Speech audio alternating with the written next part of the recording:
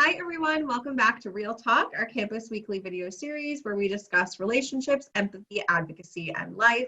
All of our episodes are pre-recorded and released every Tuesday at 5 p.m. on our IGTV and Facebook page through a YouTube link. So as you all know, or should know by now, we are celebrating, participating in Sexual Assault Awareness Month, which is April. And so obviously doing a ton of events virtually, raising awareness about the issues of sexual violence. And we wanted to dedicate an episode to really honoring and discussing the ways in which men experience sexual violence, and talking about the different barriers that they may experience in reporting or receiving support, since they are often left out of the conversation, I think. And to keeping in mind intersecting identities. Obviously, we want to recognize that when we're talking about men, we're not just talking about cisgender heterosexual men. We're talking about men of all different backgrounds, LGBTQ, all different races, and how that's going to impact their, experiences as well. So, where would we like to start with this conversation?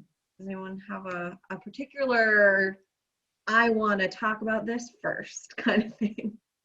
I think talking about the reason it's so hard to report for men is so important, no matter your gender identity, just why it's so difficult to come forward and the barriers with coming forward.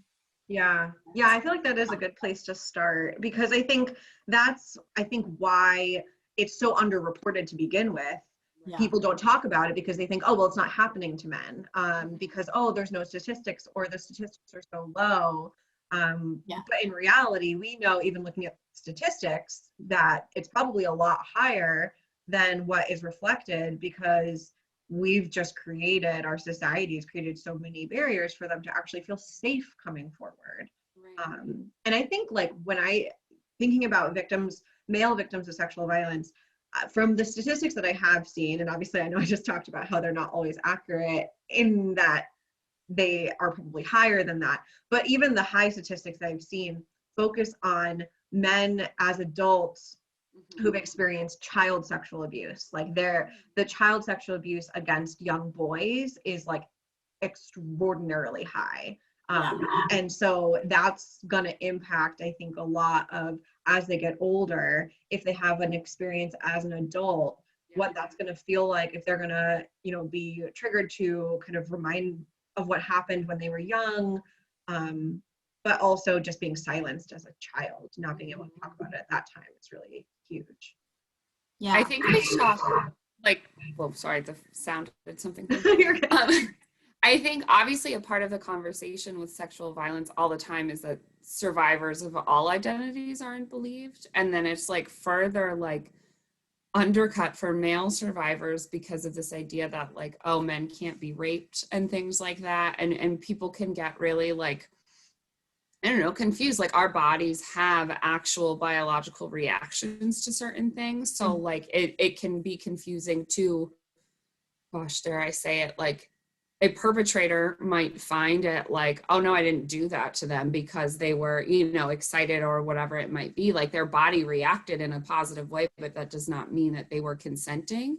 So right. I think I bring that piece up because it can be confusing for anyone who's experienced sexual violence to say oh, well, maybe, or I don't know, I thought I was okay with it, but maybe I'm not.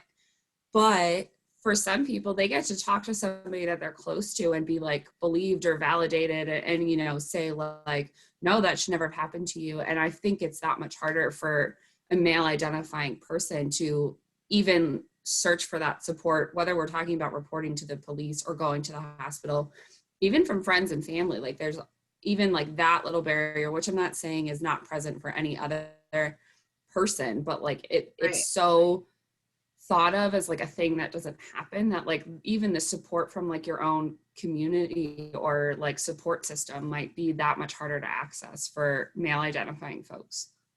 Yeah, definitely. Well, as you were saying that too, I was thinking about just generally why men in particular are left out of the conversation, why they are kind of oh, that doesn't happen, but also the stereotypes around, well, you're a man, you should be tough, you should be strong, you shouldn't let someone do that to you. Yeah. There's a lot of these really harmful messages that we receive, and we've done episodes about like, you know, gender norms and expectations and things like that, and we've weaved it into many conversations. But this is exactly what we're talking about, of how like the trickle effect of, you know, if you grow up hearing man up, be a man, toughen up, you know, be strong, don't cry, then if you experience trauma and you are a young boy or young man or an adult man, all those messages are often flooding back into that person's head and are going to impact if they feel like, can I even accept that this happened to me? Like, can I even say to myself that I was assaulted? Like, that alone, I think, because of those rigid gender norms, you know, the man box that we've talked about in previous episodes, can really make a young, especially young boy or a man, feel like, well, a real man wouldn't let this happen, or a real man wouldn't be bothered, like wouldn't, you know, let it impact them. Like, I can move on, I can get over this kind of attitude that they feel like they have to take on, and or they hear it from someone else when they do try to disclose, of like, well, you're a guy, who cares, you can push them off, or you can stop them, why didn't you? And right, or you would have been able to if you really didn't want it. right. Yeah. And it goes back to that piece of like, oh, well, you must have wanted it, like if you were able to like go through, like get aroused and follow through, and like that piece of it can be very confusing. I can imagine, I can't obviously speak from experience, but I can imagine that piece would be like very conflicting, even for a survivor to understand, like, I didn't want this, but my body almost betrayed me and allowed it to continue. And that whole piece of it, I can only imagine, is so hard to push through, because, and not push through, but like understand what happened and how it affects you, and what are those lasting effects, and other people denying your experience, or just being like, oh, man up, like slough it off, like you still got some, or something like that. Like that piece of it, that toxic piece, makes it that much harder for people to report. And then if they are reporting and they're being told, well, you can't be raped, you're a dude, like people are like, I've heard of, even just when I was doing my work at the Women's Center, like male survivors trying to go to the hospital and being like denied a forensic exam because of, oh, this doesn't happen to men, that's not true, like that can't happen. Or, and then like tack in all the other layers of like, right, when we talk about assault, like sometimes you don't remember all of it because of the trauma, because if you were drinking or if whatever, who cares? So now you might have a male survivor who also can't remember their story to like present enough like justification for, oh no, this happened to me, which is so wrong and incorrect. And like Holly, what you were saying before of like, maybe not like push through, but like almost to like break through that. Like, yeah, okay, I don't fully remember, or yeah, okay, my body betrayed me in a way. I still didn't want this, and it still wasn't okay. And like, oh, my best friend says like, oh, well, at least I got to have sex, so who cares? Like, no. Like, you have a right to feel like the experience that happened to you was not what you wanted or what was supposed to happen to you. Yeah, and that your emotions around it are valid, and also like how you want to respond to it is valid. And I think like, I think about a lot of the celebrities that came forward in part of the Me Too movement, and there were a lot of male celebrities. Terry Crews is one I admire and just look up to in so many ways, particularly in the way that he's been able to really speak out about what he experienced. But he also shared very similar responses of people like looking at him and saying, you're this big, like muscular guy, like, you know, whatever. And I think too, because a lot of perpetrators statistically are men, but doesn't mean that all perpetrators are men, right? Obviously, we know anyone of any gender identity can be perpetrators. Statistically, more often than not, they are men. So if there is a man or a boy who is being assaulted by another man, that can also impact, if they're struggling with their own identity and their own sexuality, that can really impact how they feel about themselves, how they view themselves, and or maybe the messages they're receiving from their perpetrator, especially if it was someone known to them, like a friend or a family member that was doing this to them. You know, there's so many layers. And I think, I mean, obviously when we talk about intersectionality too, like if they have a strong cultural or religious background, you know, and what that means to them can impact. And this goes for any survivor, of course, again, but also if you're coming from a background that is telling you, you know, you have to be this to be a man, like you're the household, or you're the person taking care, the provider, you know, whatever. It doesn't allow for space to experience trauma, which can be so damaging in that person's life, and as they kind of move or are moving forward in their life, of how it might show up in other ways. And I think along just what you were saying, I don't, correct me, both of you, because I'm afraid of how that, like, I'm have good intentions, but I'm going to say, but like my words are so, help me get there. But I think too, like when you were talking about like a male being assaulted by another male, like they might be afraid to fully accept that like this traumatic thing happened to them, because, oh, what does that mean about my sexual orientation? And, oh, I'm not gay. And like, not that there would ever be anything wrong with that, but like we talk a lot about assault all the time. I've had conversations with family members about like a lot of people whose first time they might say having sex was when they were assaulted. So they're like, this whole concept of virginity, you know, that makes me not a virgin anymore. But like, you know, you were assaulted and that was not an experience you were like wanting to have. So if you are assaulted by someone the same gender as you, like that doesn't change who you are as a person. Like I think, but there can be some fear in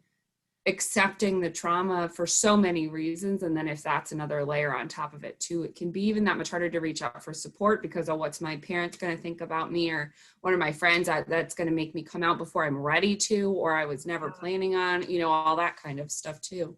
Yeah, I think you said that well. And I think the other side of the coin of that is if there is a man who does identify as gay or bisexual, and they're assaulted by another man, or however that may look for gender identity, doesn't really matter at that point, but whoever it is that assaulted them, they may fear, I don't want people to know that I am, because I'm still accepting my own identity. Right. And they may respond with like homophobic or transphobic comments to protect themselves, because that's what very rigid gender norms tell us, that if you're a man, you can't be feminine, you can't be sexual, or like not sexual, but like you can't be sexual other than heterosexual. Like you can't, you know, if you want sex, it has to be with women and multiple women and be a playboy and whatever. So if it is a man who is struggling with their own sexual orientation, and or they know that they are gay or bisexual or trans themselves, they may respond with like that preservation of, well, I'm not gay, I'm not this, because it's almost forcing them to come out, like you were saying, in some ways that may not feel safe for them. And especially if that was a traumatic experience, that makes it that much harder. Yeah.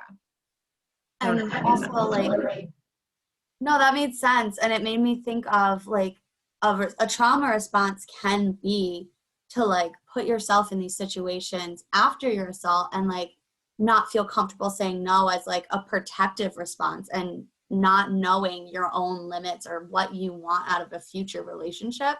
And that can all be related back to the trauma. So if you're struggling to even identify where that trauma began, or was this an assault, moving forward and understanding your boundaries within relationships can be totally messed up. And you add in the gender identity, or the necessity to choose your gender identity or choose your like sexual orientation based on your assault, it just gets so jumbled, and it's not like concrete. It's like not a concrete way of thinking, because you're constantly walking on that eggshell. Mm-hmm. Yeah, and I think obviously it, like not saying that it's a choice to be gay or but like an acceptance of it, I think. Yeah, an acceptance. Yeah. Like a knowing and a comfort in this is who I am. That already, there's so many barriers to that, but then especially like you were saying with the layers of trauma, it makes it that much harder to accept. Exactly. I think like we haven't even really gone into the conversation yet about like, we've touched on it a little bit here and there, but like this idea of men are always supposed to want sex, and like it's always supposed to be a good thing, and it doesn't leave room for them to feel allowed to say no in so many ways, right? Even, you know, we've been talking a lot about like this idea of, oh, the thought process, which is wrong, obviously, of like, oh, men can't be raped, but even like being kissed in a bar or something, if that's not Or something you want to touched. do, or touched or groped or Groped. whatever, like people go around thinking that men wanting sex all the time like gives them this right or entitlement to assault them. And it's like, when you might look at your friends, if that happened to one of my girlfriends and we were out in a bar, I would be like livid, but I don't know, you know, that guy's friend might react the same way, like, oh, hey dude, that's so cool, you know, versus like, oh my God, are you okay? You know, and like taking it seriously that, hey, maybe that was not something that was supposed to happen. Totally. And we see it reinforced in movies and TV shows all the time of like, yeah, dude, you got laid, like you scored, like, and obviously like the terminology is so immature and whatever, but there is this expectation that you should always want that attention, but only by a certain type of person. So like if that person, and particularly I think in, like you were saying, of the rejection of like men can be raped, but I think also to add on to that, the rejection that men can be raped by women is a thing that our society just is like, that's not a thing, that doesn't happen, when it absolutely does, absolutely can happen. And that also can feel, you know, sexual assault, and when we talk about sexual violence, is rooted in power and control. It is someone who is exerting power over someone and using sex or sex acts, and that can be touching, like you said, or kissing someone without their consent, as the method of that power.